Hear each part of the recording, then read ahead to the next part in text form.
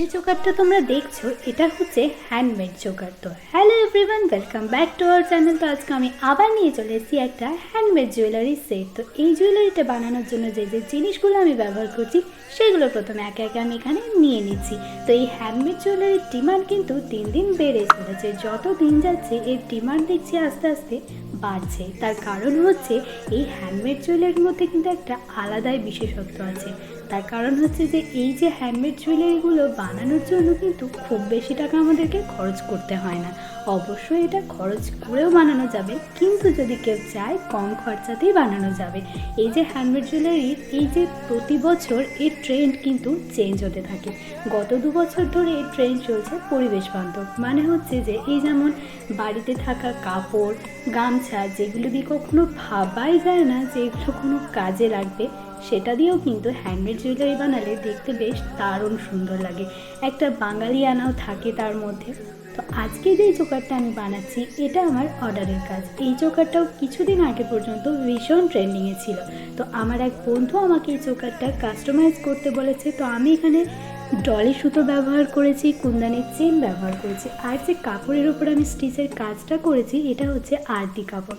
স্টিচটাও খুবই ইজি, আমি একবার দেখিয়েও দিয়েছি, তোমরা চাইলে একবার দেখেও নিতে পারো।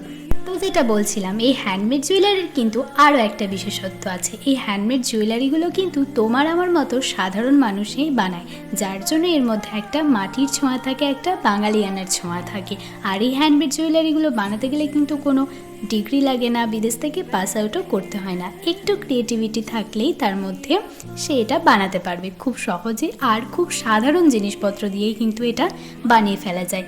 কিন্তু হ্যাঁ, আর একটা জিনিসও খেয়াল রাখতে হবে। আমরা জানি যেই কাজটাই আমরা করব, যদি আমরা ভালোবেসে করি, যত্ন সহকারে করি, সেটা কিন্তু খুবই ভালো হয়।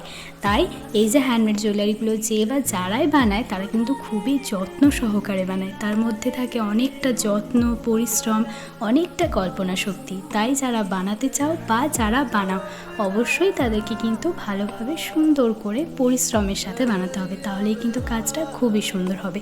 তো আমার কিন্তু এই যে সেটটা অলমোস্ট রেডি হয়ে গেছে। আর একটা কথা বলে দিই, এই যে টাসেলটা এটাও কিন্তু আমরা হাতেই বানিয়েছি।